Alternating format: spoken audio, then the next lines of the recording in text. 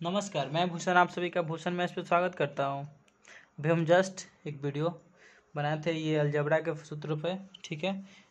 उसके पहले भी हम एक वीडियो डाल चुके थे। अलजेब्रा के महत्वपूर्ण सूत्र थे, उसी का थोड़ा सा बचा हुआ और है, उसका हम पूरा कर लेते हैं। इसमें छोटा सा वीडियो रहेगा, देखिएगा। विशेष यानी ये 16 नंबर पॉइंट होगा, 16वां नंबर पॉइंट ये सूत्र से ही है जो एग्जाम में इस तरह के प्रश्न आ रहे हैं इस सूत्र पे, ठीक है।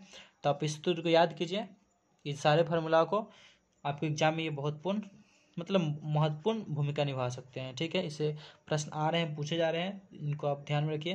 अभी तुरंत यहाँ पर प्लस वाला था, ये प्लस में दिया हुआ था, तो आपको पता है अगर ये प्लस में दिया हुआ है, हम प्लस में दिया हुआ था और निकालना था, जैसे 1 + 1/x बराबर ये दिया हुआ था, निकालना था। अगर क्यू में निकालना था तो हम बताए थे आपको कि क्या होता है, ए क्यू और -3 ये होगा। यही अगर स्क्वायर में होता तो यहाँ लिखे थे a² और -2 होता। ये प्लस में था, प्लस में था, प्लस में पूछा था माइनस में होगा, अगर माइनस में होता प्लस में होता ये प्लस होता। देखिए, जिसको माइनस में दिया हुआ है प्लस में पूछेगा तब हम क्या करेंगे, तब x² अब प्लस 1/x² है, तब यहाँ से लिख सकते हैं a² + 2ab a²। देखिए यहाँ पर a² यानी पूछेगा x² बट्टा 1/x², तो हम लिखेंगे क्या चीज़, a² + 2। क्यों? क्योंकि देखिए ये हो जाएगा x² प्लस x² -2ab होगा, ये कट जाएगा। हमको इसका वैल्यू निकालिए, माइनस में उधर जाएगा तो प्लस में प्लस लिख दिए। इसका वैल्यू दिया हुआ है यानी a, तो a के स्क्वायर कर देंगे, हो गया। चलिए 2 नंबर देखिएगा, इसी का सब में यही लिखा रहेगा आपको।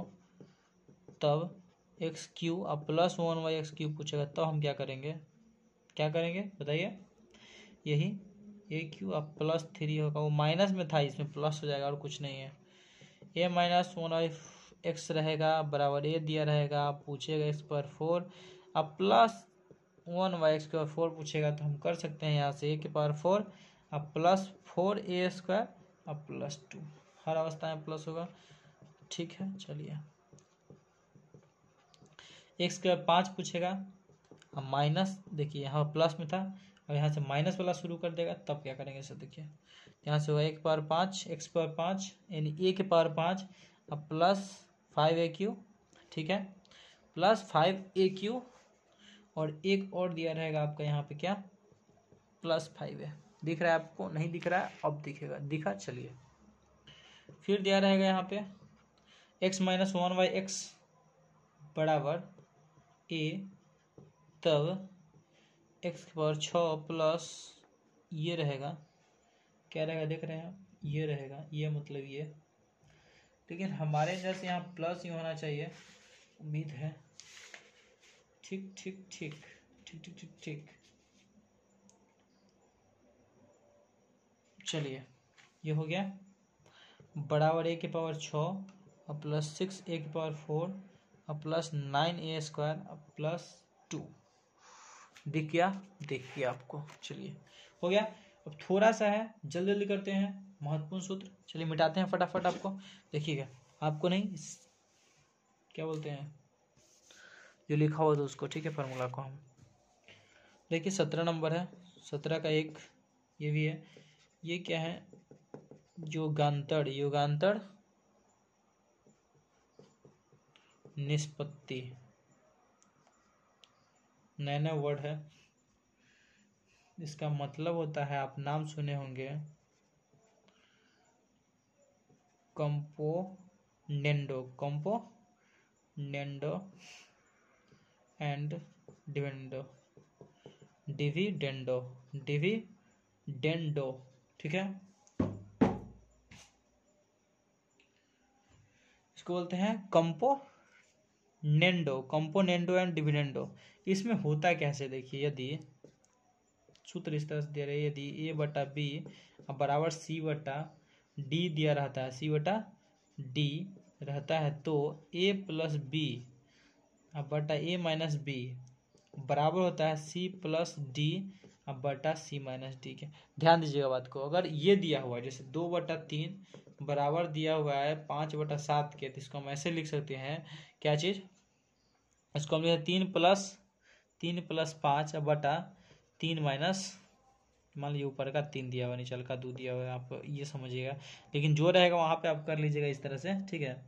यानी 3 + 2 ये, और 3 - 2 बराबर होगा कितना, 5 माइनस, या ऊपर 7 कर लीजिए, फायदा रहेगा, आपको समझ में आएगा, कहीं फिर माइनस हो गया, 7 + 5 और फिर 7 - 2 के, 7 - 5 के, ठीक है। ये हमेशा बराबर होता है, तो इसी को बोलते हैं कंपोनेंडो और डिविडेंडो, ठीक है। चलिए, या इसको हम ऐसे लिख सकते हैं a - b बटा a + b अब बराबर c - d बटा c + d, समझ रहे बात को। यानी तो इसको प्लस में लिखिए, ऊपर लिखिए चाहे नीचे रखिए, अगर ये बराबर रहेगा तब, अगर ये बराबर दिया रहेगा तो हम इसको ऐसे लिख सकते हैं या इस तरह से लिख सकते हैं, समझ गए बात को। चलिए, समझ गए, इसको बोलते हैं कंपोनेंडो और डिविडेंडो, ठीक है। चलिए, अब एक बात और बताते हैं, देखिएगा, अगर ये 2 नंबर में क्या होगा, 2 नंबर, ये तो 1 नंबर था, 2 नंबर इस तरह से दिया रहेगा a बटा b, यदि a बटा b बराबर c बटा d रहेगा, तो a + b बटा b अब बराबर c + d बटा d, ये रहेगा।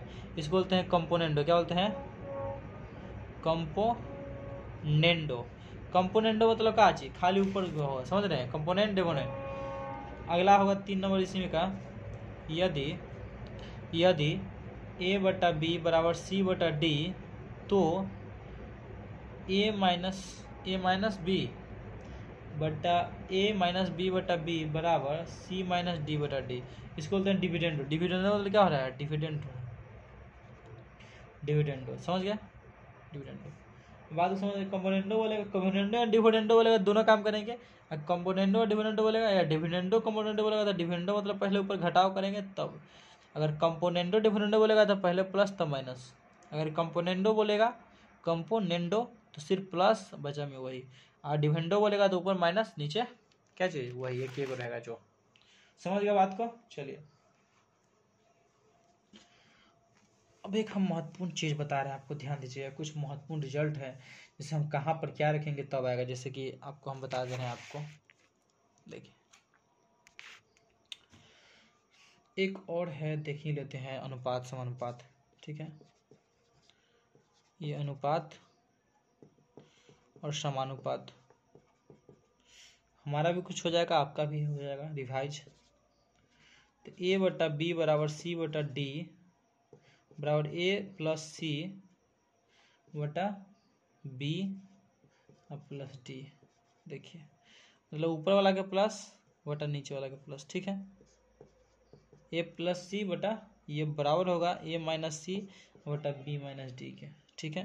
ये कब बराबर होगा, √ac बटा √bd के। बात समझ में आ गया आपको, कैसे हम किए हैं, जैसे कि a बटा b बराबर c बटा d दिया रहेगा, तो a + c बटा b + d बराबर होगा a - c बटा b - d के, ये भी बराबर होगा √ac बटा bd के। इसको ऐसे हम लिख सकते हैं, या a² + b² बटा b² + d², नहीं c होगा यहाँ पर, a² ऊपर वाला के ऊपर और नीचे वाला के नीचे, बात समझ गए बात को।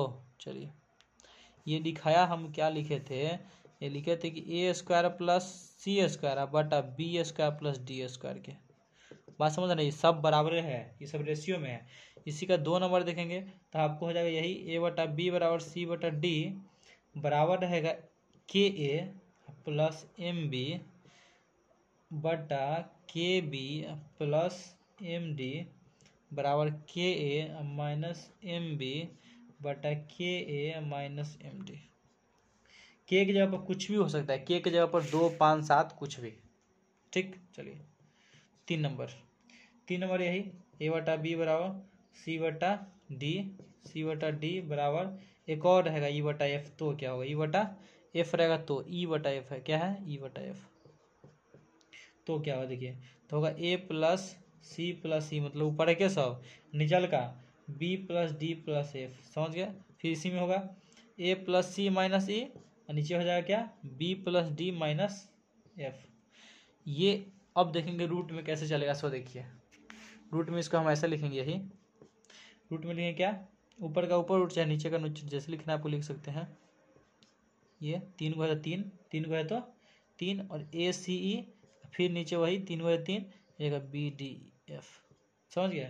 चलिए, बात समझ गए। इसको हम ऐसे भी लिख सकते हैं फिर एक तरफ से, जैसे भी थोड़ा देर पहले हम लिखे थे ऐसे, ए के स्क्वायर प्लस सी के स्क्वायर अब माइनस नहीं प्लस ई के स्क्वायर अब बटा रूट अंडर बी के स्क्वायर प्लस डी के स्क्वायर अब प्लस एफ के स्क्वायर। ठीक है, इस तरह से आप लिख सकते हैं। चलिए अब आपको ये तो समझ गए होंगे, वीडियो रोक कर लिख लीजिएगा आप।